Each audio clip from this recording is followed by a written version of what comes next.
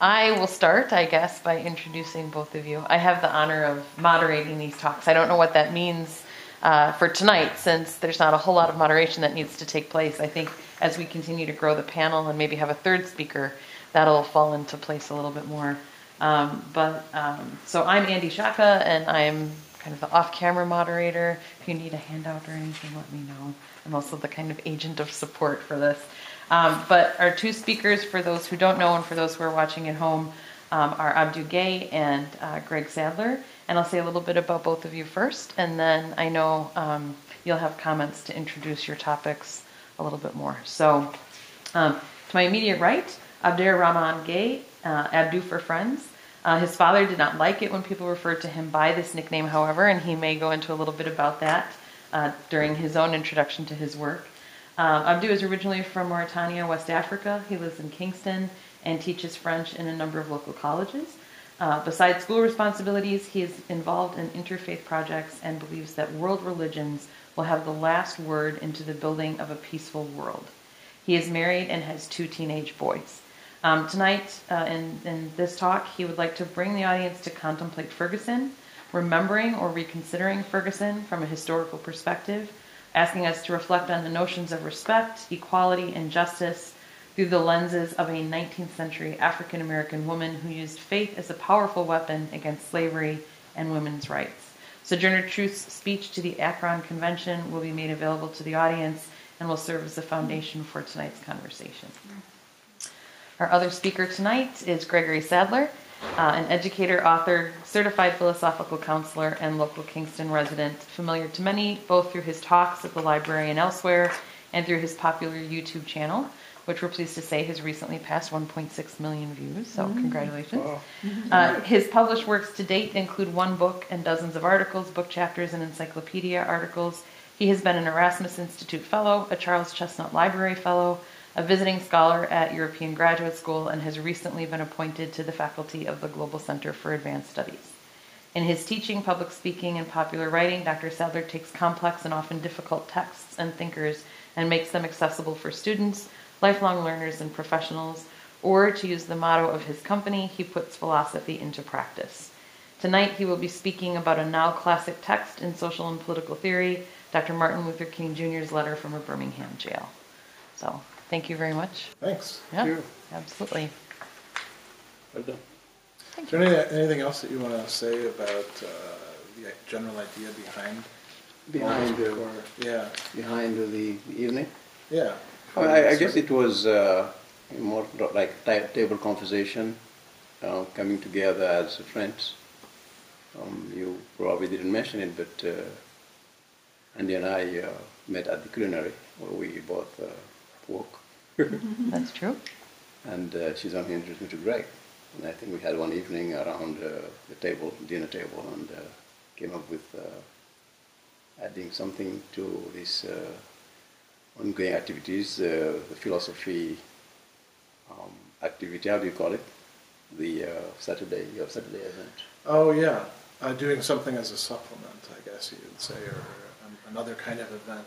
This is bigger in some ways. Right. What I was saying is that Greg has something going on here, and I do have actually an activity. Right. I have a monthly Islamic forum that has been going for since April of last year, which almost I think it's the first Wednesday of every month. I hope to have some of my congregation here because the last one we had in February, we made an announcement that we're going to have this evening the first time. I didn't send extra flyers, but I hope that they would catch it from that day. So yeah, we thought about Ferguson for a while, that we should have a conversation around it. And I think February as called Black History Month, we thought to link us to. I believe that's the source, that's the genesis for this evening.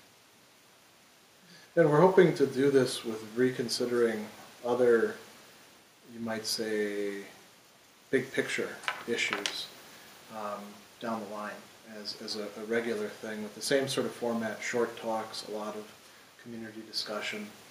We've talked about doing a Reconsidering Charlie Hebdo in the coming months, and we're looking at a number of other possible topics to do this process of reconsidering that. I think it's great just to sort of point out too that this is something that developed very organically through conversation, and that's something that's very important both to Greg and I and to Abdou. And as you said, it was around a table, just having a good conversation. And so we're hoping that these events actually yield good, productive conversation in the same way. It's the community building that takes place when we talk about the historical, but also the contemporary, and look for threads of understanding between all of us that will contribute to this. So I think it goes without saying that your feedback and your input is encouraged and welcomed as we go through these topics. Yeah.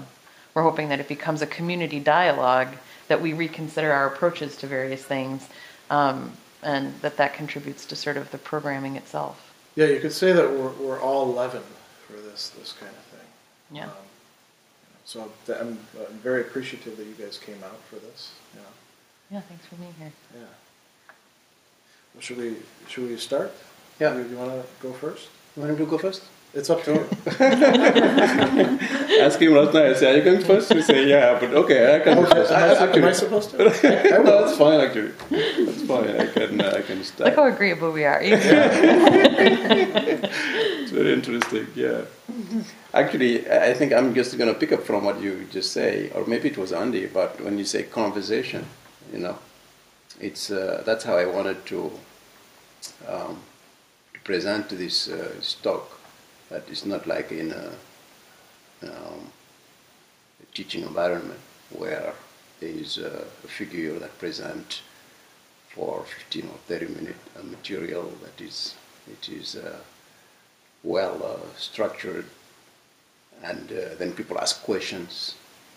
I see it like a conversation where everyone, even though we might be the ones who have made a little more preparation before being here, but when the material is presented, then everyone is part of the building of the theme. Like everybody brings his past, present. I'm from a tradition that is more oral, my African background that I bring here, and in it there is that very old view that life is more spiritual than what it shows. We believe more in the invisible. And then came Islam. I'm from a country that is called Islamic. I don't know if it appears in my face or not. But Mauritania, as she mentioned, is an Islamic country, just like Iran. There's only 4 actually in the world that have that Islamic adjective added to the name of the country, Republic Islamic Mauritania, which means you're born Islam and you're born a Muslim and you die Muslim. But yet I'm married to a Christian, so I make a little bit difference. I don't know how they will view me when I go back. But I want to relate that to the person I choose. Sojourner Truth, as I think everybody here knows Sojourner Truth. I'm talking about her. Hello. This is my good friend Chris Browser. Hello, I mentioned Chris. I'm just starting, so you're not late. And it's okay if I'm late. Believe it or not, as I mentioned, I talk about Mauritania. This is a fellow American who have visited my country. Small world. Yeah. Small world, right? Mm-hmm. As a Peace Corps, he spent years in Mauritania. Mm-hmm. So he can eventually support the idea that it is an Islamic country. And I don't know how safe it is today to go back there as an American or something else than Muslim. It might be the same, but pioneering those lands today is more challenging than ever, right? Because of what's going on around the Islamic world and the world in general, even if you are in America. Mm. But to connect the story of Sojourner Truth, I think I would go back to that conversation around Ferguson, because that's all that we started. And I wanted to connect Ferguson to Sojourner truth, and the idea of justice, the concept of justice, the concept of fighting for what you believe, being ready to even die for what you believe. I think for many, Ferguson, with that young man, Michael Brown, who was killed on that terrible night of August 19th, was it? August 19th of last year. You know, it was a simple scuffle between a police officer and a young man, tall, frightening maybe in an external view, but he was killed at the end of the day. And behind it, a lot of unrest before all the celebrations and I think marches and what happened in New York. I think before that there was, that reality inside that little place of Missouri. What is it called? The city? Ferguson, right? Yeah. Missouri. Is it Missouri? Yes. Never been there. Missouri, yeah. Right. It became like a spotlight for the world to know now what Missouri is about. But what happened in that situation, aftermath, is there were some changes. Want it or not. I mean, there was pain for the family, for black people said that one of us was killed. But at the end of the day, something has changed. What changed? And now the police agents have to wear a camera. Because if there was a camera, maybe there wouldn't be all this. I would see what happened. What really happened? Did he attack the policeman and was killed, or was it like brutally killed because of the color of his skin? Because maybe he's a wild boy. Because right before that he was caught, right, savaging a peaceful salesman, and then there was a lot of conversation around it. Yeah. So what happened after that, in my personal view, is it took to lose a life, no matter what was before, for something to happen, something good to happen for the community, to happen for maybe the black people who are fighting for justice. It took a life. And then there is more that we can say about that. There is much more we can say about Ferguson. But what happened before Ferguson, what connects the two, to me, is a very thin line. It's about what is in the heart of people. A conversation will occur, and then things change will happen. But what is it that will affect? That will affect history? What is it that we will retain from it? What is it that will uplift the people that we are? I think that is the lesson that we will come up with. And Sojourner Truth, I mean, she just, she's a figure that we cannot forget. I came up to her when I was thinking about History Month, and Black History Month, February. And then I realized, actually, she's part of us. She's from Ulster. Mm-hmm. And when I look at her, I think I should pass this on. Pass this flyer. She's in the back. Do you have to pass that?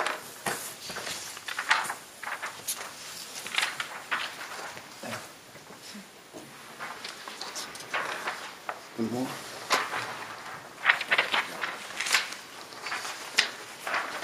She was born Isabella Bonfrey, right? An African-American woman and a slave. I have a nice summary here of, a snapshot of her identity. She was a young teenager who was sold to John Dumont, it's French, probably French, John Dumont. 17 years later, Isabella escaped to Dumont's control and became a runaway slave. After traveling family to family for 2 years, she found herself in New York City. The Anti-Slavery Act that was passed allowed truth to be free. She was able to sue her former owner for selling her son into slavery.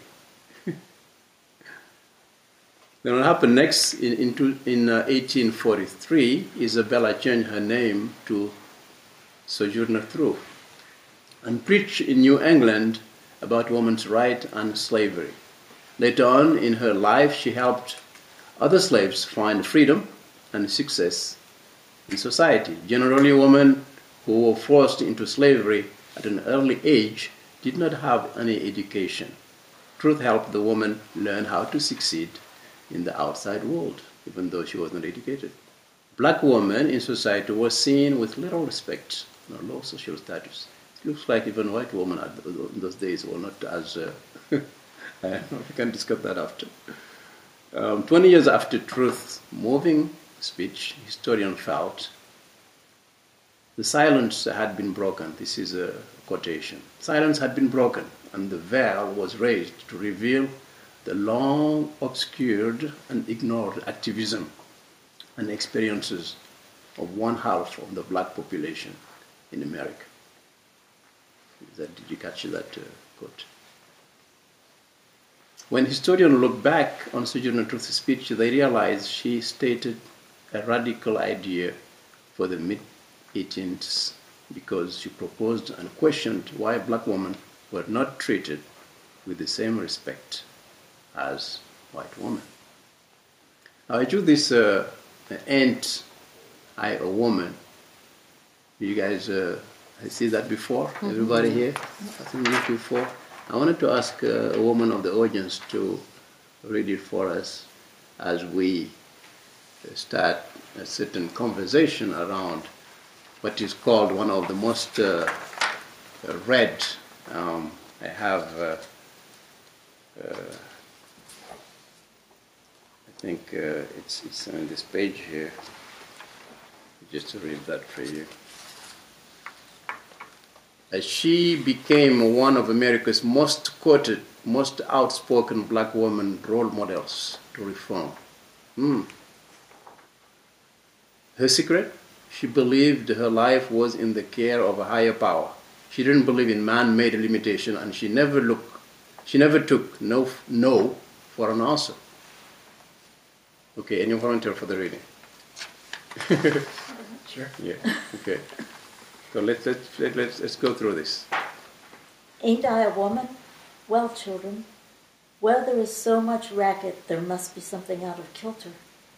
I think that twixt the Negroes of the South and the women of the North, all talking about rights, the white men will be in a fix pretty soon. But what's all this here talking about? That man over there says that women need to be helped into carriages and lifted over ditches and to have the best place everywhere. Nobody ever helps me into carriages or over mud puddles or gives me any best place. And ain't I a woman? Look at me. Look at my arm. I could have plowed and planted and gathered into barns, and no man could hate me. And ain't I a woman? I could work as much and eat as much as a man when I could get it, and bear the lashes well. And ain't I a woman? I have borne 13 children and seen them most all sold off to slavery. And when I cried out with my mother's grief, none but Jesus heard me. And ain't I a woman? Then they talk about this thing in the head. What's this they call it? Intellect, somebody whispered. That's it, honey. What's that got to do with women's rights or Negroes' rights? If my cup won't hold but a pint and yours holds a quart, wouldn't you be mean not to let me have my little half measure full? Then that little man in black there, he says, women can't have as much rights as men, because Christ wasn't a woman. Where did your Christ come from? Where did your Christ come from? From God and a woman. Man had nothing to do with him. If the first woman God ever made was strong enough to turn the world upside down all alone. These women together ought to be able to turn it back and get it right side up again. And now they is asking to do it. The men better let them. Obliged to you for hearing me. And now, old Sojourner ain't got nothing more to say. Thank you. Thank you. Yeah, before opening the conversation here, I just want to mention what this talk as we introduced it. It's I guess a beginning of a movement. Change start with a small group, and it comes from the deepest part of ourselves, right? Sojourner was described as, she was a slave. She was she was not educated. She was like the last of the last. And she became a voice, she became personality. She became change, she became, an authority. And, she talked about bearing 13 children, a woman. And among them, I'm sure you know the story that many of them, or at least 4 or 5, were sold. And then the young boy, the youngest, the 5-year-old, also was about to be sold, and that was the reason why. And I think it relates her journey to Kingston. It was in the Kingston court that she went to fight the situation of that young boy, 5 years old, was just gone one day.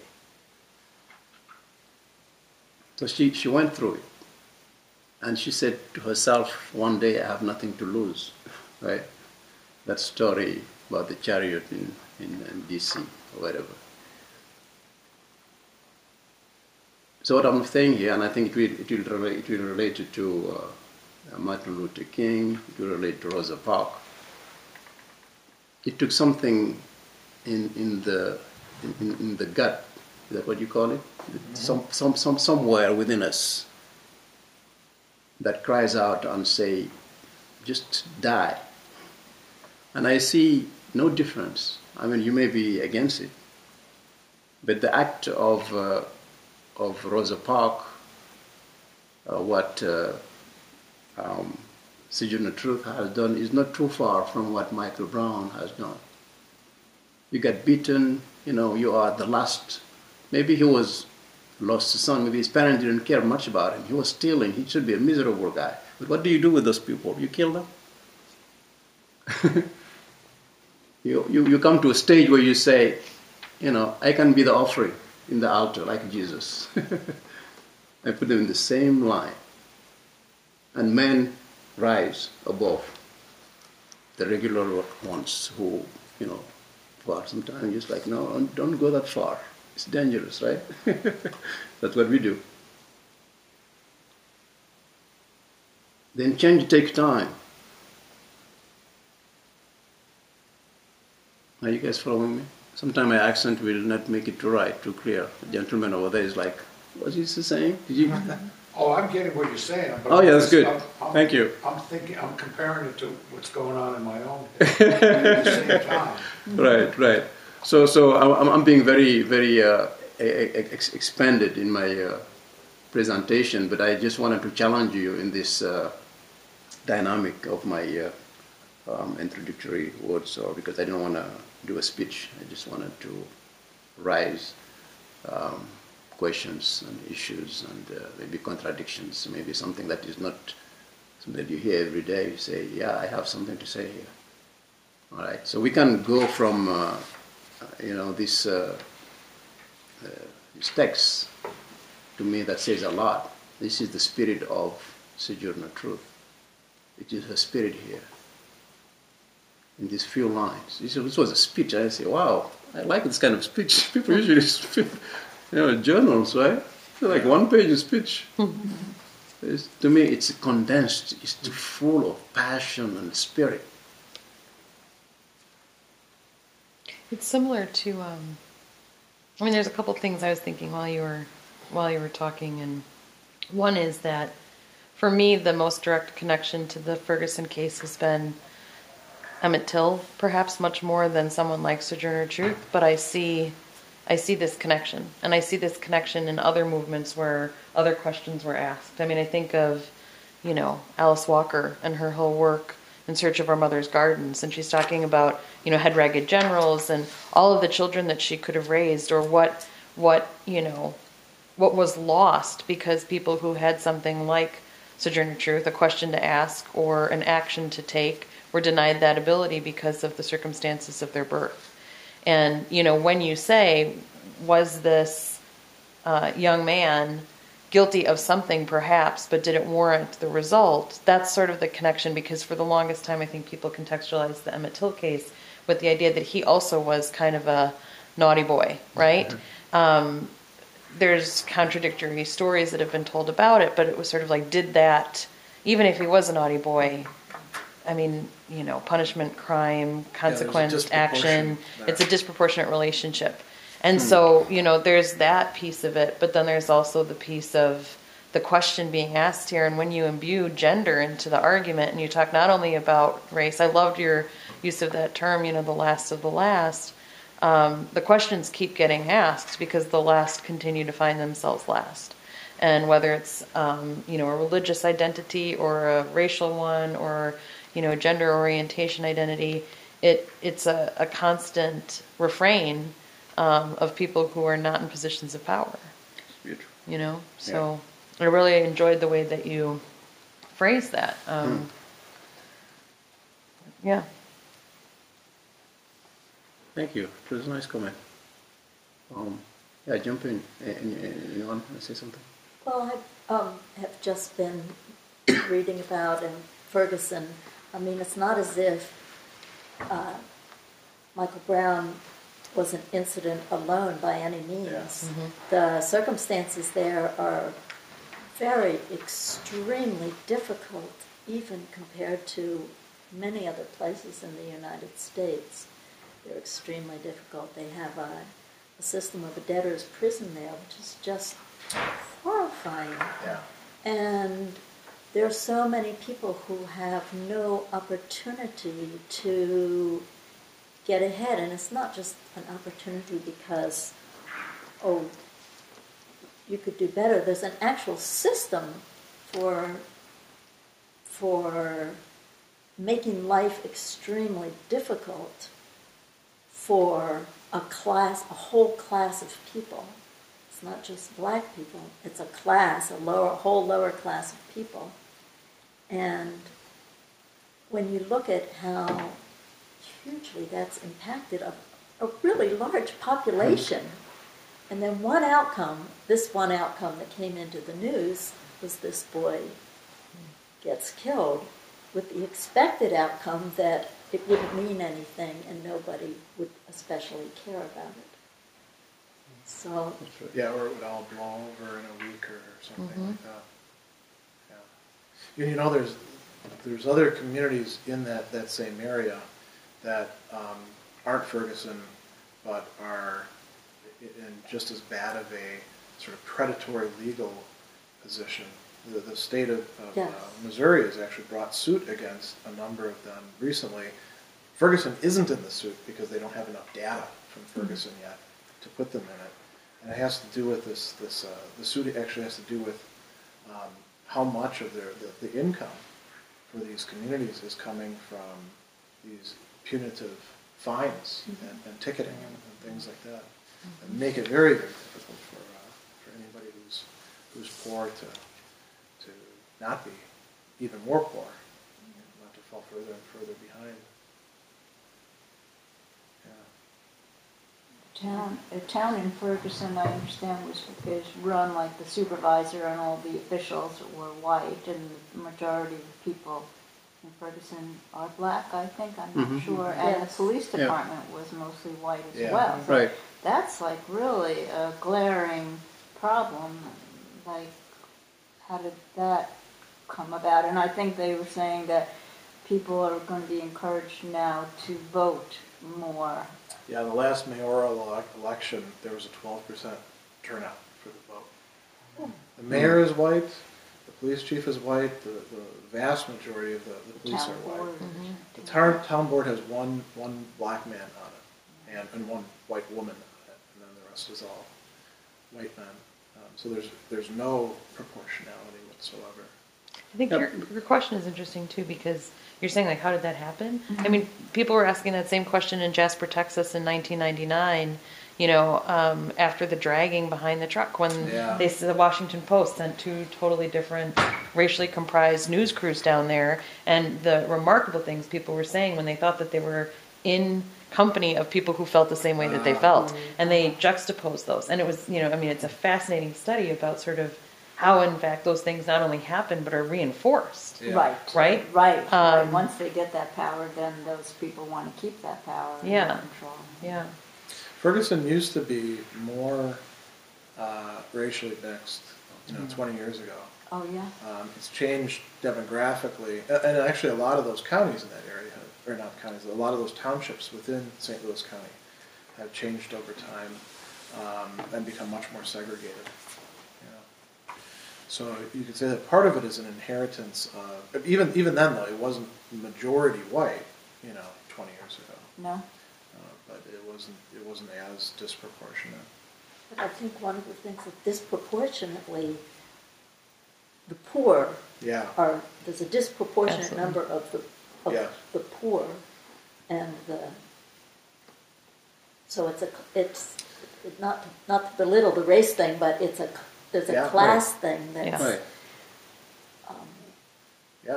Absolutely. And I think that become actually more of a reality that we want to look into, because poor and then uneducated could belong to the 18th century, not to the 21st century. But it is a reality that is so appalling, right? Yeah. And then we have this police that is to be like policing, which is more like taking care of, but it is mainly brutality. You hear more that word than policing and then helping and assisting, right? Then when it comes to racial mix, the reality, the hurt become like more consistent. Now, if we compare what is happening in America to what is happening in England, in France, in Japan, I don't know if you try to look outside America and see what is happening, what is the dynamic between the people, the community, and what do you see? I just went through a study that says in 2012, according to the FBI, American police shot and killed 409 people. Does that sound? Now, their British counterparts shot and killed no one.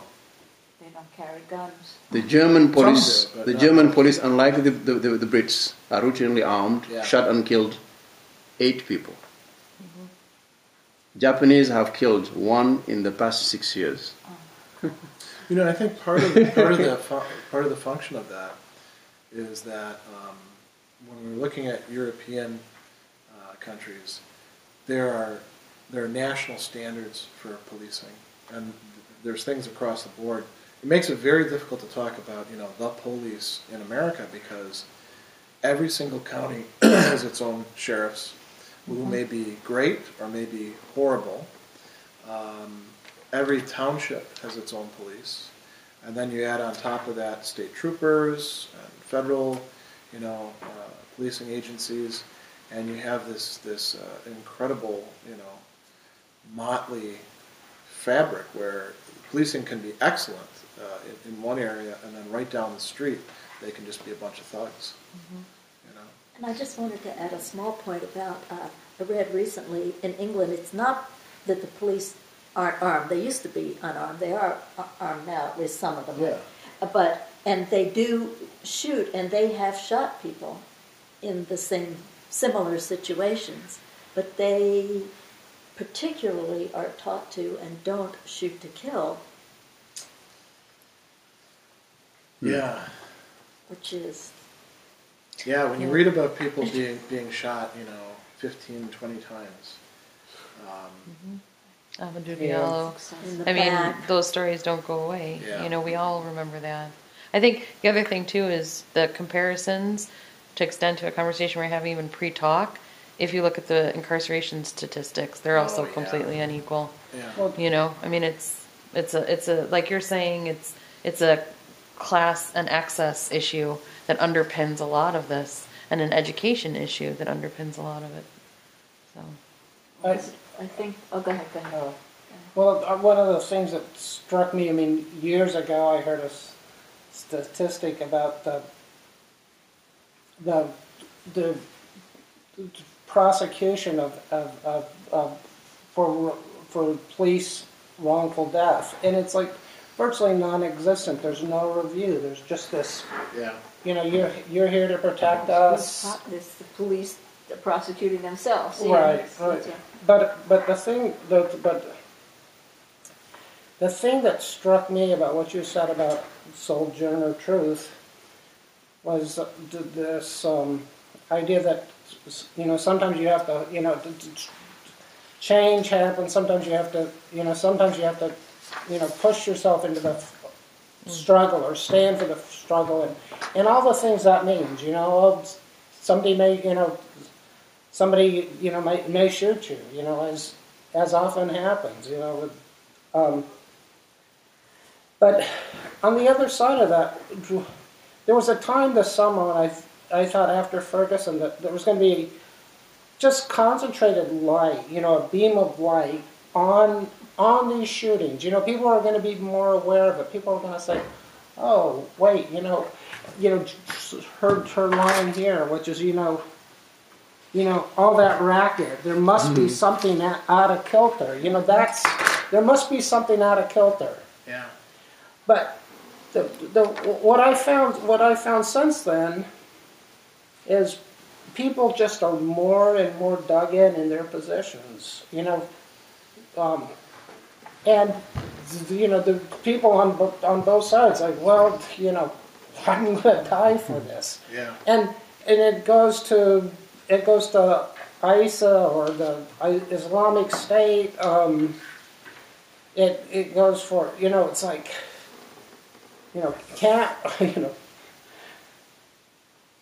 we just say, you know, hey, I'm a woman too, or I'm born a woman, or, you know, let's take a breath, you know, instead of how do we become better listeners? How do we become more empathetic? How do we anticipate, you know, why is ISIS so out of kilter that they want to go around chopping people's heads off? You know, so I don't have the answer to that, but that's the question that your statement wrote. You know, that's what stands out of my mind. Yeah, I think you're making such a good point that people would hope that it would be an integrating, like there'd be something that would bring people together afterward. And instead what we often see is an immediate response that's, you know, aghast or lots of loud voices, and then it becomes more and more polarizing. And it's as if each new dialogue creates greater space between us instead of closing that space. Because we don't have a common language, and oftentimes that makes it very difficult. Yeah. We don't have common experience, and, you know. I think part of what that takes is we have a very balkanized national community where, you know, you've got conservatives over here and liberals over here, or you've got, you know, this over here and that over here, and it can be split any number of ways. And two things that really sort of struck me, I saw these a long time ago, but I also, over the last few days, was looking at some of these. One was a video, and there was a woman who was involved with the protests early on, and she was, you know, she had her back to the police. She was actually haranguing the crowd, and the reason she was doing that was she said, "Look, these guys they're you know, they're already bad. We know that, but the rest of you, you know." And she was talking about how if they didn't want their children to be subject to these bad guys over here, who we already know are you know, brutal, then we better make sure that they're not, you know, slipping out and doing this, and that's on these guys. And what she was doing is she's talking to her community and trying to hold them to a standard. I also saw a great piece, and I forget exactly where it was, but it was in a conservative website, and it was one of these op-ed pieces, and it was saying conservatives really ought to be very concerned about what's going on in Ferguson instead of lining up behind the police and lining up behind the authorities, because what's happening in Ferguson is a prime example of a terrible local community for some of the reasons that we're going to discuss about debtors' prisons and that sort of stuff. And the word that was used is predatory governments. Local governments are quite often more and more predatory. And usually conservatives have this great line about, local governments are where we want to be, and, the big government should get out of things. But if what this was a conservative author talking to conservatives saying, look, if you want your project to fly, you need to actually make sure that you're paying attention to injustice when it's taking place and not sweeping it under the rug.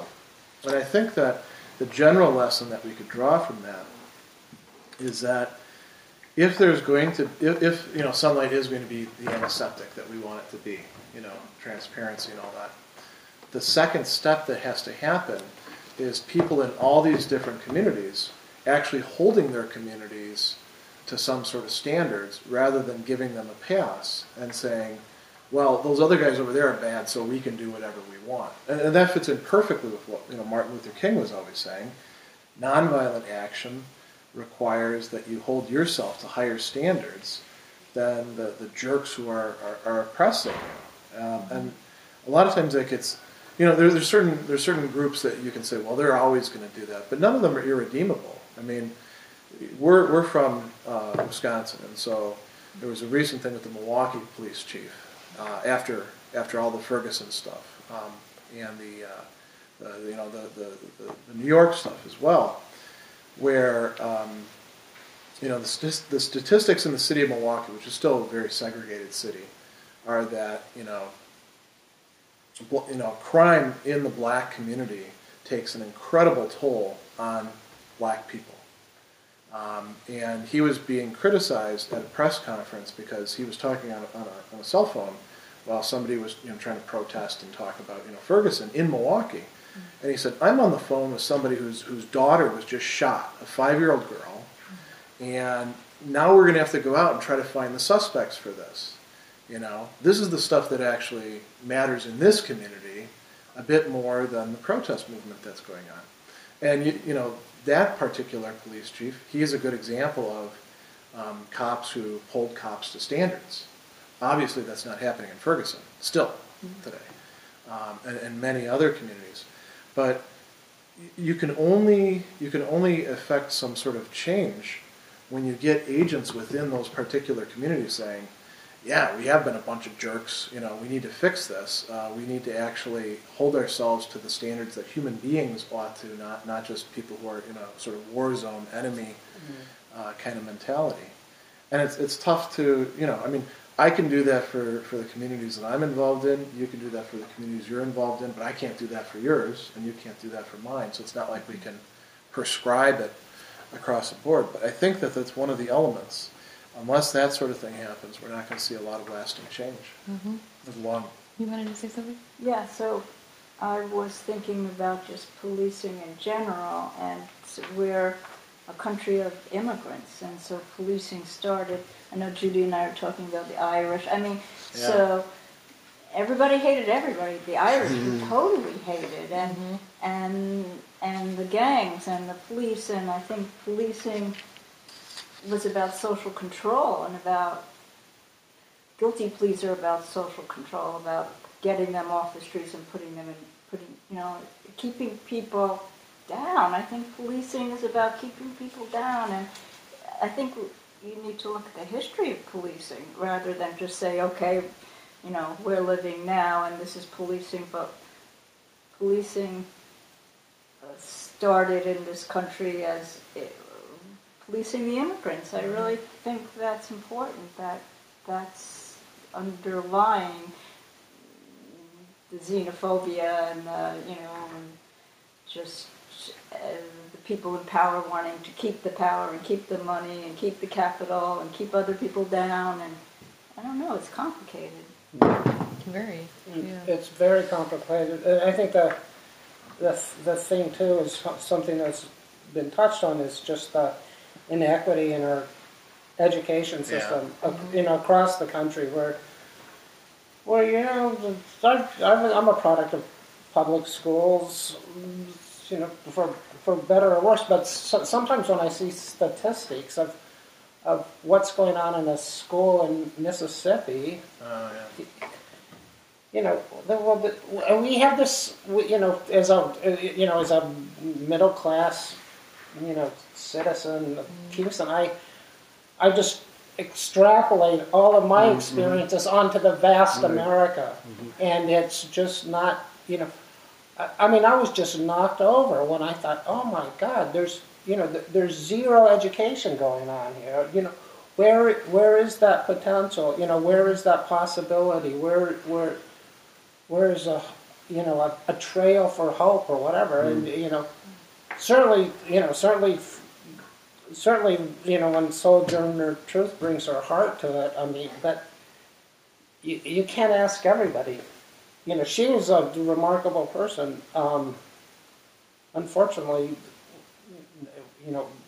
not many of us have that kind of strength. Also, maybe that's why America is different. The education in France and England and Japan is probably a lot better, and they're not such a mixed society like we are. France, it's a bit different because things are very centralized, and there is a very, very strong class system in France. And so, if you want to advance, you have to go to Paris, essentially, because the Parisians run just about everything. The people in the provinces hate that, and then you add on to that the failure to adequately assimilate all the Arab immigrants, over several generations now. And there's a lot. In general, you could say in general across the board, there's more standardization, and the school systems are better. There's less cracks to fall through, but they're still there. And the suburbs are slums, for many of the large French cities. And they have a lot of the same sort of problems that we do. And they go through some of the same kind of riots. You remember several years back, the riots in France. Yeah. And there's less economic opportunity there. Also, we have so many more people in prison in this country. Oh, yeah. So what's that about? I think that's social control. I think that's a great sort of segue into the next topic, just to be sensitive to time. Sure. We're nearing an hour. And I think you don't have one of the handouts, right? I did. Somebody gave that to me. Yeah. I was going to just offer a conclusion from these comments about the voices that rose when Michael Brown was killed. You see, people come on the street and say, "I'm Michael Brown." People say, "I'm Charlie." Mm-hmm. Even the president of France, maybe the vice president here, I don't know who it was, Bibi, they call him from Israel. All those figures saying, "I am." So what it takes for, you say, if there was many people like Sojourner Truth, actually people are trying to emulate to those victims who died for what? For what they believe. They didn't have any fear. I think that's what she was teaching. When she hid after that mob came to want to destroy the tent when they were having that celebration, she said, a voice told her, "Why are you hiding?" And she said she just got the strength from there. She came out and said, "I'm a child of God. I'm the daughter of God. Why am I going to hide?" Yeah. And she came out with power to face her enemy who could kill her, right? Yeah. So I think that's what it takes for all of us, to have that voice in us that comes out when you should be running to preserve your life, which is the natural way to do, right? But when you have that courage to come out in front of the killer, the enemy, it's like you will not die. Do you think that the identification that goes on with people doing the hands up, don't shoot, right, or I can't breathe, or I am Charlie Hebdo, my reaction to that is quite different. That a lot of it is just sort of people latching onto it and doing something that's very easy for them, that's not really transforming too much. Of course. Yeah. But I suppose, Right. in some ways, it could, if somebody, if it That was way, really that way it performative. should lead. Actually, it's just like a test. It's just like a smoke Yeah. on the right. But it says this is what they should be. Actually, those people. But what does it mean to mean them? To be them? To emulate them? Maybe it's that's it's not just like about going out to the street. It's about embodying that philosophy. Yeah. yeah. It is about that culture today of mind and body unity. Either it is through Reiki or through meditation, or the religious one who just wanna Having a unified identity. Right. Yeah. yeah. That would be a great topic power for a comes future from talk, there. actually. Reconsidering identity and That's what an it idea, means. yeah. I mean, I think we could do a lot with that. Right. Yeah. Yeah. So let's move on to the next All right. That's a good stage. So I'm going to talk about the letter from a Birmingham jail and what it has to tell us for Ferguson, but I'm not going to focus on all of the letter. I'm focused on a distinction that King makes in the letter that I think is very important and very relevant here. And I'm going to do basically five things, and I'm going to go through it fairly quickly. One is I want to say a few things about the letter itself as a document. And then I want to talk about this distinction, the classic conception of just and unjust laws, and then look at King's re-articulation of this. That's his real contribution on that. And then he gives us these three really important clarifications about it. And then bring it back to Ferguson and talk about how, in what modes. I mean, it's easy to say there's unjust laws. The question is precisely how. What in them makes them unjust? That gives us handles that we can actually grip onto that with. And so I think King is really helpful for this. So a few remarks about the letter. And I think this may be a surprise to some of you as it was to me, because we're all of a certain age and generations. This used to be, standard reading in high schools and colleges.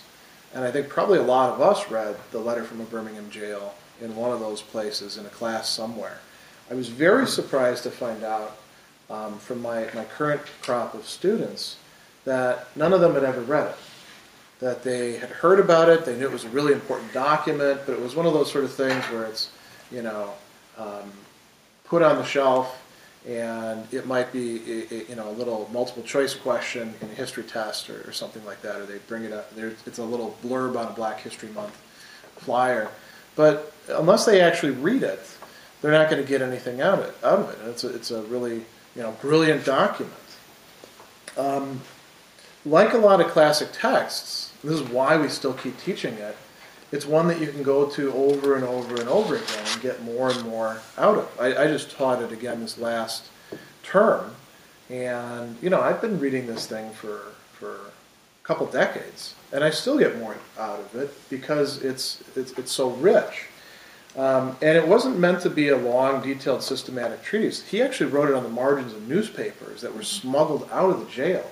So the document itself kind of attests to the coherence of King's thought and way of life, but not just his, the people that he was connected with as well. Because they're the ones who actually put that jigsaw puzzle back together. They had to figure out which lines are supposed to go where. And so they had to all have developed a kind of mentality about this. So there's this classic conception of just and unjust laws that predates King and that he's using to situate his own thinking about this. And in order for this kind of distinction to make any sense, you have to acknowledge a few things that I think we all want to. So in any given place or time, there isn't a perfect coincidence between the legal and the moral. So what's legally prohibited might not be morally wrong in some cases, or it might even be morally right or praiseworthy or required.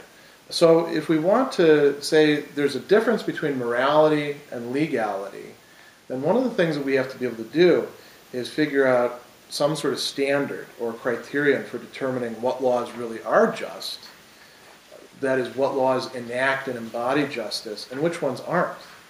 And so when you think about, and this is something I have my students go through quite a bit when we talk about this. If you think about what kind of criteria could work, it can't just be personal feeling. It can't be, even just an appeal to conscience, because conscience can be poorly formed. People talk about all sorts of things as being conscience that, strictly speaking, probably aren't. It can't just be that it aligns with, the needs of a particular power group, or what happens to be popular at the time. Those aren't very good criteria for that either. We've seen all sorts of problems with that in history. So the idea that runs through this, and it's a very ancient idea, is that there's some sort of general norms, something deeper, that we can use to measure or make judgments about human laws. An interesting example from the Bible about this that Thomas Aquinas actually discusses, Aquinas is one of the people King is going to reference, is this passage in Leviticus which says, "Respect not the person of the poor, nor honor the countenance of the mighty, but judge your neighbor according to justice." And, you'd think there would be more need to talk about don't take bribes from the rich people, don't let them, influence you. There probably is more need for that, frankly. But notice what else that has in there. It's saying, don't let the fact that you feel sorry for the poor guy influence you away from justice either. You're supposed to be, if you're a judge, that's why it's a judicial precept, you're supposed to actually be following the norm. You're not supposed to, be engaging in preference. That's an example of a norm right there, a norm that governs how laws are used. Now, laws are what provide us with order in society. They make it possible to realize certain common goods. That's another thing that Aquinas talked about. So we want to pause sometimes and think about when people talk about the law, what it actually means. It's not just the written codes. It also includes the entire apparatus, like we were talking about before with policing, with the criminal justice system. That's all part of the law. And we can talk about that as being just or unjust, just as much as the legal code itself. And now laws are subject to being poorly made or enforced, bias, hasty judgment, lack of information, sort of ill will that's been built up for a while, advantage of the stronger, handicapping the weaker, even cops having a bad day, or like hitting their point of frustration after a 14-hour shift or something like that. That can lead to bad enforcement of the law. Same thing can happen with making laws. If laws are made hastily, oftentimes they're not particularly good laws. So King brings up two great Western Christian thinkers in the letter from the Birmingham jail. One of them is St. Augustine, and one of them is Thomas Aquinas, St. Thomas Aquinas. Should unsaint him, Augustine, right? And Augustine said, and he wasn't, this is not an unusual thing back then, but they were struggling with some of the same issues. He said unjust laws are not really laws. They have the appearance of laws, but they're not really laws. They don't have, they don't compel, our compliance in a moral sense. You can compel somebody's compliance by beating them up or scaring them, but that's not the same thing as actually being able to say you should obey this. Now Thomas, and this is some of the stuff on the handout that I've given you there. Thomas actually gives some more detailed criteria for that. He says just laws have to be in accordance with or harmonized with what he calls eternal law, which is really God, God's plan for things.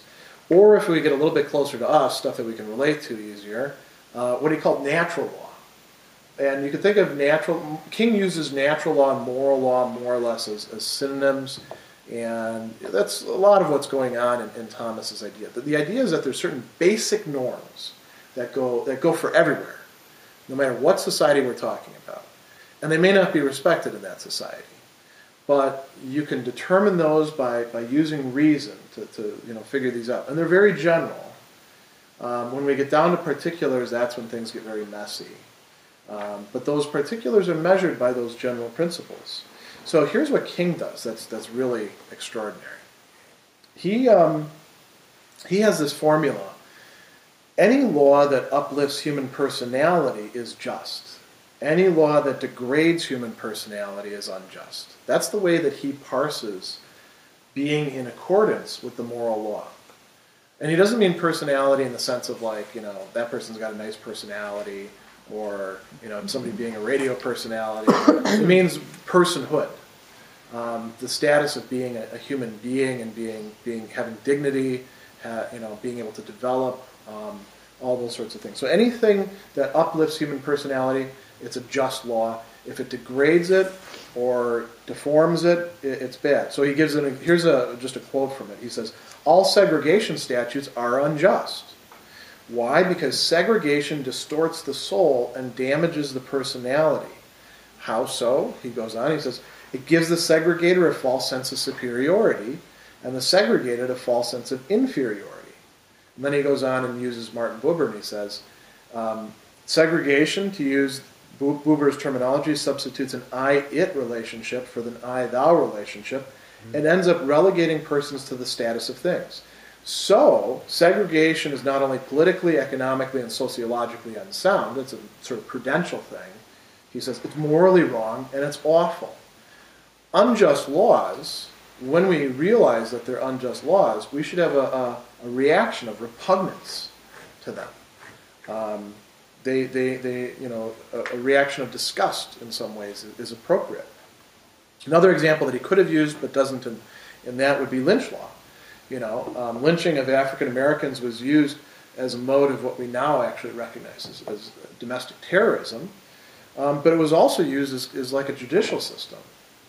And not only of African Americans, lynch law was also used, out in the West as a judicial means as well. But if we look at that, we could identify that as unjust law, as not being, in accordance with the norms that we're looking for. Now, King then has these three really important clarifications that he gives. And I think that these are really relevant to Ferguson. He says, an unjust law is a code that a numerical or power majority group compels a minority group to obey, but does not make binding on itself. This is difference made legal.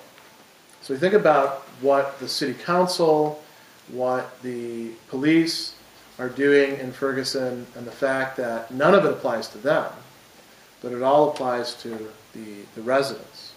He says, by the same token, a just code is a code that a majority compels a minority to follow and that it's willing to follow itself. This is sameness made legal. So if they want to say you can't kill people, they don't get to kill people. And if they were doing that, it would be just law. You can say, look, nobody gets to kill anybody. And you can even say, nobody gets to kill anybody, but the state still gets to kill you if you do it. And that could still be just. But if it's being applied on some group, and the people who are doing it are not applying it to themselves, they're not holding themselves to that standard, then it's unjust.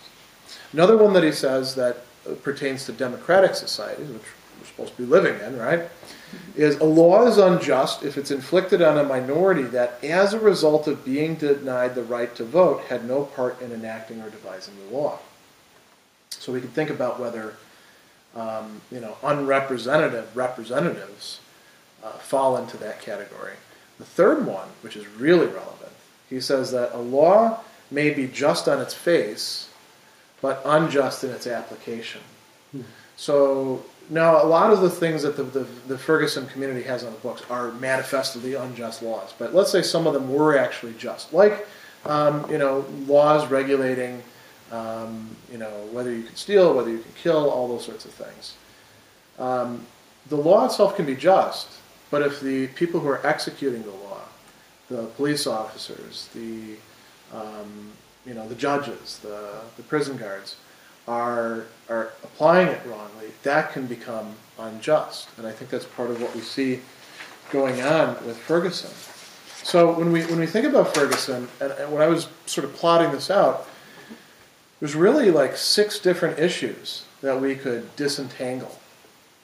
One of them is the shooting of Michael Brown by Officer Darren Wilson. And that was just sort of the tip of the iceberg kind of thing.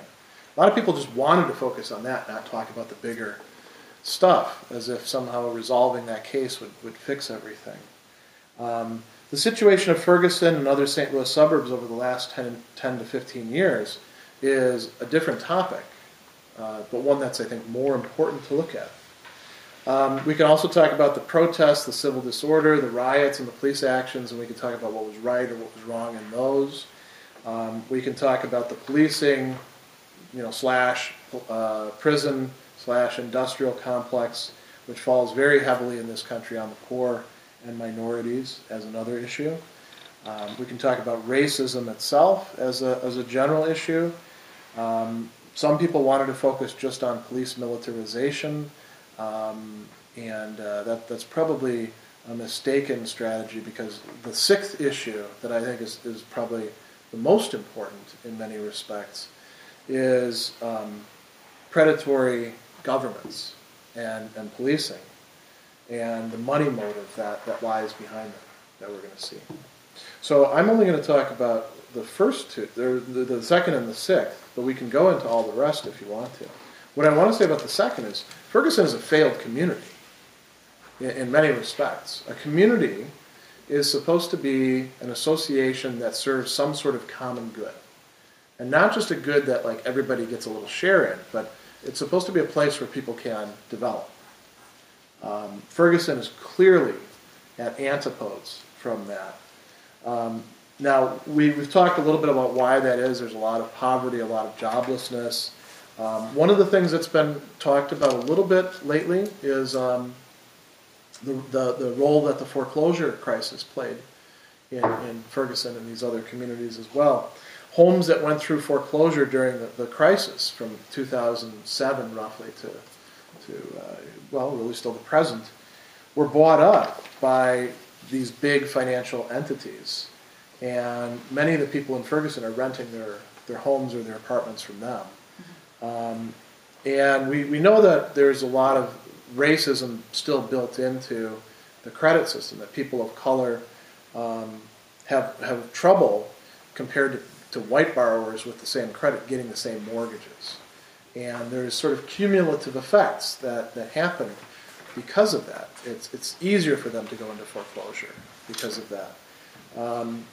We talked about representation already. Clearly that's a city, when you have a 12% turnout rate for a mayoral election, that's a community where people feel that they don't have any sort of stake.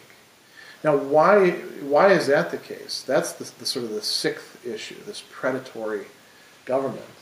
And when I sort of thought about what are the key elements of this, we can talk about specifics like the debtor prisons, but there's three general features. One is this regime of just criminalizing things that the population is going to be doing. And some of these, it's not necessarily whether you have a law against, say, driving without insurance, but you can talk about how that's actually enforced and how much of a burden falls on people because of it. There's ways to enforce laws where it's not, really wrecking somebody's life, and there's ways of enforcing it where it does. And why is that about unjust and unjust laws? It's not just that there's not equity. They're not being treated as people because of that. They're being sort of put into the class of criminals. There's this displacing the costs of law and order onto the community at large that's going on as well. One of the things that this predatory government in Ferguson is doing is charging the people who actually wind up in court exorbitant fees and issuing warrants if they don't pay them, and then putting them back into jail. There's actually more warrants out in Ferguson than there are people. Honest to God. Now, some of those could be for people from other municipalities, but there's 20-something thousand people in Ferguson. There's something like 30,000 warrants currently out. The other thing is that there's this sort of cascade effect of added or multiplied, what I'm calling subjugations of the people. Once you're in the system, you become extremely vulnerable to all sorts of added indignities. And again, this goes back to do these laws degrade personality? I think that they very clearly do. King would say these are, they're not segregation laws, but they're something that's pretty much as bad as segregation laws. So here's just a few of the things that are going on. There are fines for missed court appearances and traffic tickets, and also the late fees tacked on to later unpaid fines. Those are the city's second largest source of revenue. So that's a city whose business plan, whose business model is based on taxing people through making them into criminals. There's actually a plan on the books to increase ticketing in 2015. The revenue from violations, which represents, this last year was 11.8% of the city's take. They want to raise it to 15.7%. So the mayor and the city council are telling the cops, you need to enforce more tickets. That's adding to the tension there. In policing, they've done some studies on this. They know that the racial profiling is going on pretty routinely. There's a lot more traffic stops for the black residents per capita than there are for white residents. Interestingly, drugs and arms and things like that are getting found more often in the white busts, we'll call them, than in the black busts. About half of the courts in St. Louis County engage in practices of charging high court fines and fees on nonviolent offenses and then arresting people when they can't pay. So it isn't just Ferguson. And if they fixed Ferguson, there would still be the same kind of community rot going on next door as well. Ferguson just happens to be one of the particularly bad ones. If you can't pay all the fines at once, they put you on an installment plan. And that means that you actually have to physically come to the court once a month and pay a certain amount or explain why you haven't paid. Courts often start proceedings before their time when they're supposed to happen and lock the doors so that defendants showing up on time can't get in and therefore can be charged the $150, $250, whatever it is, particular fine on top of everything else that they're getting. Courts also unconstitutionally close the courts to non-defendants. So for people who have children, they're not allowed to bring their children into the court to handle their case. And this is a good example of how these things fit into each other. There are people whose kids have been taken away by Child Protective Services because they have to be in court. They would leave their kids in the parking lot or with somebody else or in one of the city parks. CPS would come by, and now they've got a whole new set of problems. There's the whole debtor prison thing. When we talk about debtors' prisons, people who can't pay, they get a warrant out for their arrest. They're brought into the prison. While they're in the prison, they're running up a bigger bill because they're charged for everything within the prison. Those who are stuck in it's not it's debtor jails is really because it's the county thing or the city. But one of the things that also affects that, courts don't meet that often there, and so depending on what you're arrested for, you might actually be in jail even if you're not in there for not paying fines or something like that. You might be in there for several weeks before you even go to trial. So you look at all of these different things, and these are just a few examples of the stuff that's going on and has been going on in Ferguson for a very long time, and getting worse and worse, even after the shooting, even after the protests. What's going on there from King's perspective? You have a dehumanization of an entire class of people. They are being treated as things, as essentially revenue generators. That's their only value. It's almost like the exact opposite of what a community is supposed to be. Leadership and policing within a community is, at least in theory, supposed to be supporting the common good. There is no sense of a common good there, and it doesn't really make sense to fault the residents for that when the people who are sending the clear message barely let some of the residents have time to think about anything because they're they're constantly trying to pay off these fines. A lot of people have lost their jobs by being in jails there. So it becomes extremely difficult to get out of it. And you wind up in this kind of essentially debt slavery that shouldn't be happening. So in some respects, there isn't official segregation there. That battle was fought in the South, and those sort of things aren't allowed. But this amounts to a resegregation of things. And so it's a very unjust legal regime in many respects. And, all different parts of it would have to be changed in order to make it just. Mm-hmm.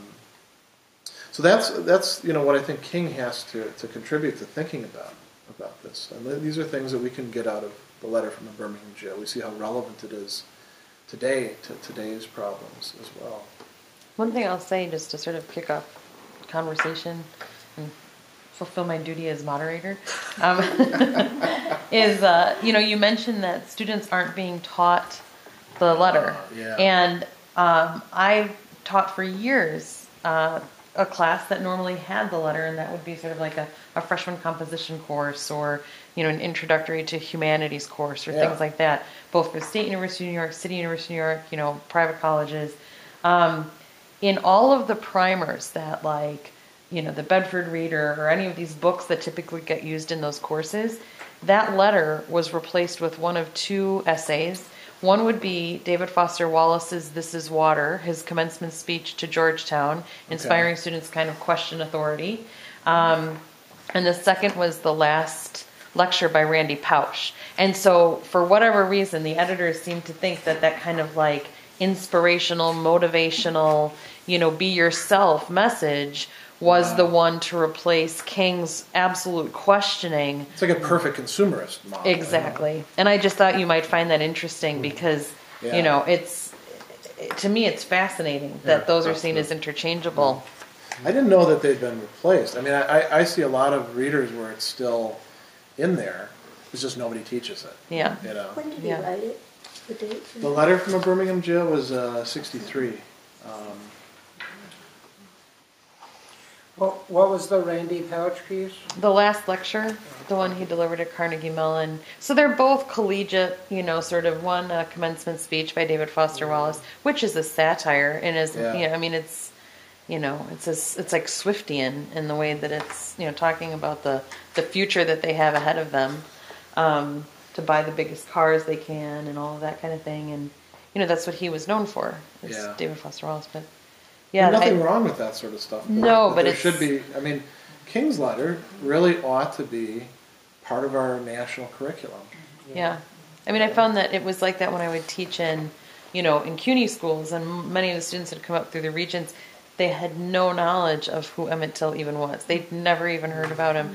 Rosa Parks, I mean, their conception of who she was all over the place. Wow. There's a real sense of sort of a historical, missing, right? And so, but I thought you might find that kind of interesting. I wonder, I mean, that's the sort of issue too. How can we, those of us who are, 40 on up, what can we do to make sure that this stuff actually does get to the present generation of kids who aren't going to be getting it in schools, because clearly the schools aren't interested in teaching these things anymore. Yeah, it's all over our culture. It's kind of like that whole Twitter feed. I'm sure that you've encountered that notion of the people who were saying that Kanye West was going to make Paul McCartney a big star. It was like there was a whole article on it because they did a song together, and people were like, "Isn't that great? Kanye West is brought this totally unknown singer, Paul McCartney." See, for us, that seems like crazy because we find it so funny. Yeah. But they're serious. It's like, he's going to blow up. Like Paul McCartney's going to, I don't know who this guy is. They have frame shots of it, like in the Guardian, the Atlantic. I mean, people were talking about it beyond the music scene. Yeah. That's pretty fun. To get back to Ferguson, what's amazing is, I mean, those are glaring, the society, the culture, that you described there, just it just seems unbelievable. But right here in New York State, you know, you go through the criminal justice system, you're disenfranchised, you know, you lose your right to vote. I don't know what, I mean, it's different from every state, but it impinges on your credit report, which then impinges, you've already got a problem finding a job, and then all of a sudden you got knocks in your credit reporting, and it becomes more and more, difficult to get that minimum wage job, flipping, sweeping, mopping the Florida, Yeah. and so we don't, New York State doesn't have those onerous conditions that they have in Missouri, but it's still, King would flag it as unjust, uncivil, and with this, it's partly because so much has been left up to local communities to get away with this kind of stuff. I mean, at least in Missouri now they're cracking down at the state level on some of this stuff. But, I heard a commentary that came to mind when you said the false sense of superiority. Yeah. A commentary on talking about the police system in New York City, and there was a certain sense of outrage from the police because they had been treated like such tremendous heroes ever since 9/11, and they were able to use that to gain a sense in themselves of superiority, where they could do no wrong. They were, thanked, and as they walked down the street, and they got dates, and I mean, they got tremendous value out of their bravery, and now they're not getting that anymore. I mean, that's kind of in the past, and now suddenly they're not only are they not getting that expectation, but they're getting flagged for misbehavior, and that just added to that sense of superiority. Yeah, and King is not against a sense of superiority in general. If you actually have something to be superior about, like when I Have a Dream speech, he says, I want a place where my children are not going to be judged on the color of their skin, but the content of their character. They're going to be judged. So if they're a bunch of scumbags, call them scumbags. That's fine. Just don't call them scumbags because they're black or white or whatever. Because that's irrelevant. But if they behave like that, so King would say, like somebody who, I don't know, say, deservedly won a Nobel Peace Prize, because that one's been kind of thrown to the winds. It doesn't mean anything these days, I mean, anybody could get it. It seems. If the Nobel Prize people like them, at that time. But if it means something, if there's a real criterion there, it's okay to be superior about it. But there are so many things where people assume a superiority for arbitrary reasons, for the wrong reasons, for things that don't have anything to do with whether they're a good person or not. I think that the police too, to go back to that particular thing, they really screwed themselves on doing that work shutdown. Because what they showed is that they are not that needed. Well, in New York City, aren't the police responsible for things like parking tickets? So they're responsible for generating revenue in a very low level, which it's not as bad as Ferguson, but that's most places, I think, where the police department is. I don't know if it is most places, but I wonder if that's just a bad system to begin with. Yeah. When you stop and think about it. Yeah, you won't. There's sometimes a parking police, right, or a parking authority, but a lot of what you're saying is that the violations in the 5 boroughs are very different. So you can from borough to borough. Yeah, and it's the same thing. I used to be a building super when I was first in graduate school, some of these and examples, I mean, the amount of may as well have been a debtor's jail. I mean, for a building super who already is not somebody who's had a ton of money to begin with, right? That's kind of nobody says, "Oh, I think I'd love to be a super." I'd love to take out the trash and sort the recyclables, and why don't I do it in an area where drug use is rampant, and I'm going to dig through some needles and figure out what I can find. So, it's a dangerous, hazardous job, and you can get fined for every little thing. Litter on the morning of the trash pickup that you had no control over, is 2 inches from the curb. It's a fine. It's a fine. It's a fine. It's a fine. But it's all going into the same revenue pool, to your earlier point. And so, communities come to depend too on a certain amount of fines and tariffs and whatever you want to call them coming through. And so there's a real incentive to make sure that But how short-sighted is that when you think if you're bringing your community down, if there were a sense of bringing the community up, these same people who are going to debtor's prison for not carrying insurance on their car, renters, they may eventually be able to own a house and they'd be paying property taxes, which would allow to a lot more than parking violations. Yeah. It is very short-sighted. But I think that part of it is that they're not just engaged in bad prudential reasoning.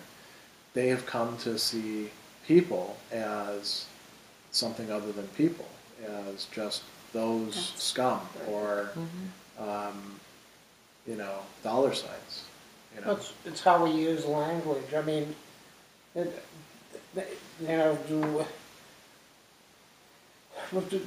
New York City has some, compared to what I've seen in Detroit, has some fantastic public housing. I mean, it might not be for everybody, but I used to walk my dog through these places. There was lawns. There were nice communities, but to hear people talk about them, it was always in the most pejorative, demeaning, degrading, dehumanizing way. Oh, you're from the projects, oh this, oh that, and just the word "the projects" is, it's not the N word, but it's stepping close to it. And as the language that we've developed since 9/11, where terrorism, and our friend Obama, talks about the terrorism of years before, but we just think of terrorism. We think of one specific group. That's why Sikhs end up still getting beat up, even though they've got zero connection. So I'm just saying we have to be, we have to be very, we have to be mindful.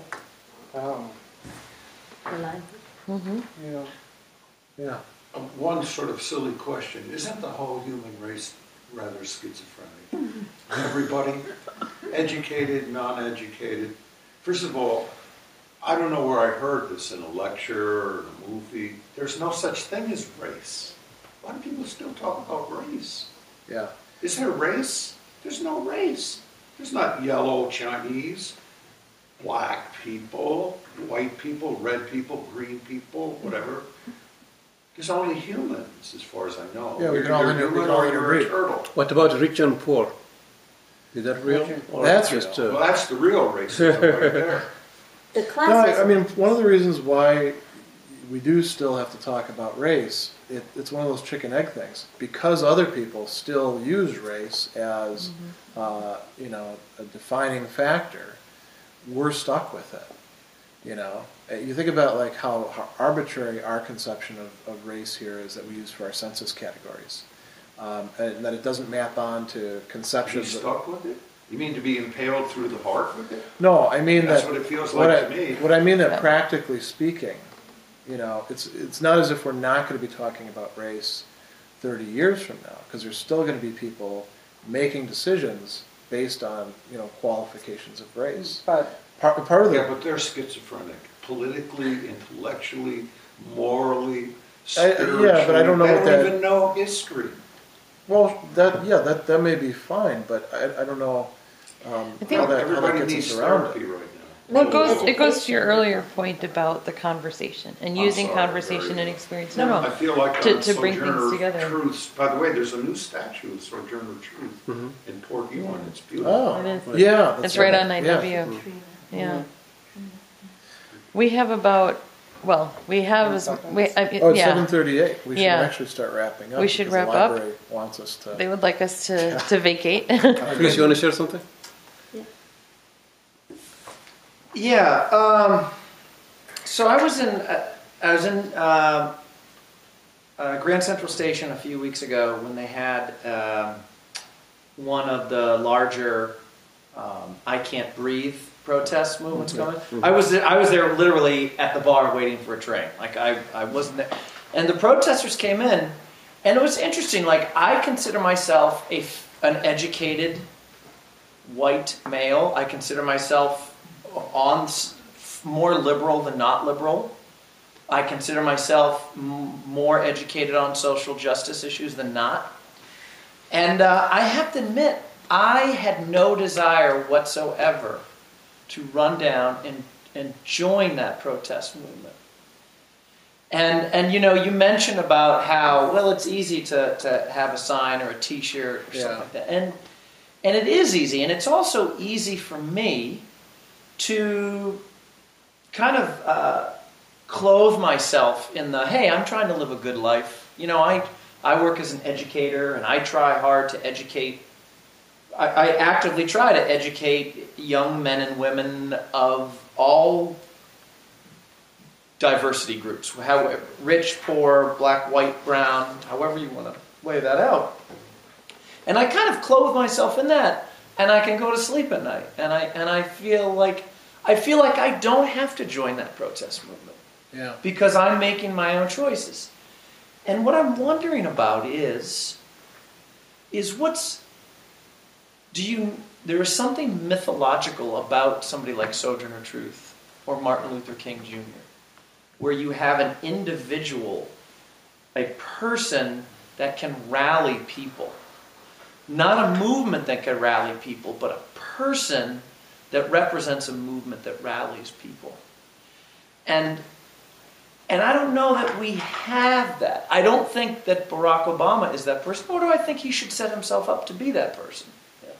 So when we talk about social justice today, where is our mythological hero? I know. And then to add another piece of this, and Abdou, you might speak more on this than I can. We had, in the last 2 years, we had an incredible international uprising, sometimes lumped together as the Arab Spring, where a lot of different countries in North Africa and the Middle East saw tremendous changes. Yeah.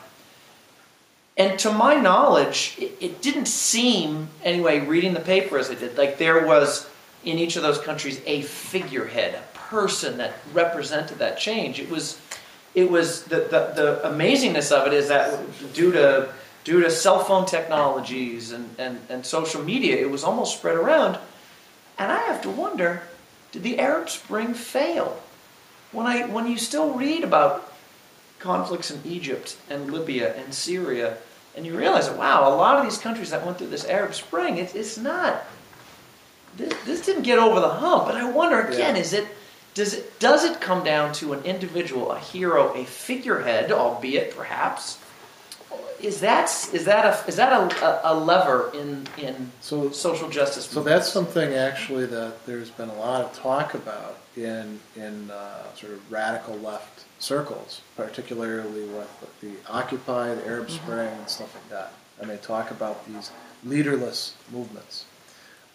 Some of them, like the Zapatistas, have been very successful. They've managed to actually continue on, but a lot of them are very ephemeral.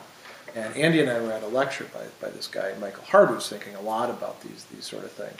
And his line was, well, maybe we don't really need leadership. This sort of thing is going to work itself. We're in a new paradigm. And I was listening to him, and I was like, yeah, I don't think so. He was very interested in what sort of militated against leadership, because there's kind of this allergy to leadership because it sounds very hierarchical and all that.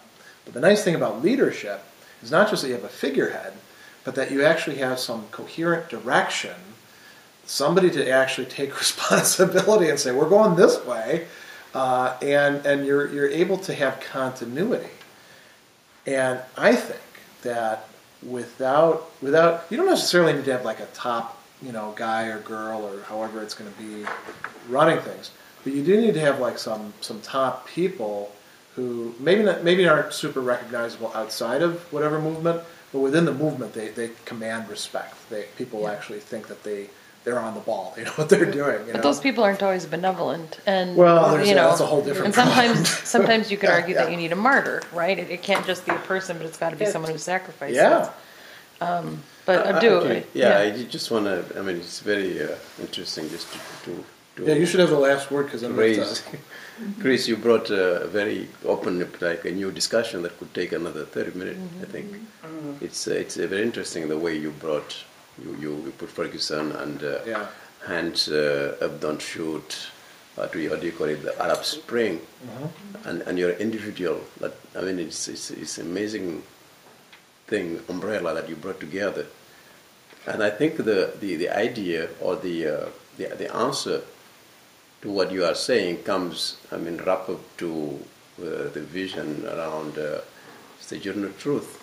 That mindless. I don't know how do I analyze it. I mean, to wrap it up in a nutshell, I think it's about the individual conviction. I think that's the way it is, and it's beautiful when you say, I didn't feel like joining this mass because it's more external. I mean, I can be one more person into it. What does it change? Yeah. Why did it fade away so quick? Arab Swing is gone. Hands up, don't shoot is gone, right? It's like gone. What about Wall Street? What is it called? Occupy. Right. Yeah. Those are like movement that would be change is coming, but then they fade away. What is it? Because the individual, right? Because there is something in the individual that need to change. Okay. Right. Yeah, let's just wrap it there. It's something in the individual. It comes from inside. And we have it. Martin Luther King is not just one. Right. Jesus was not just one.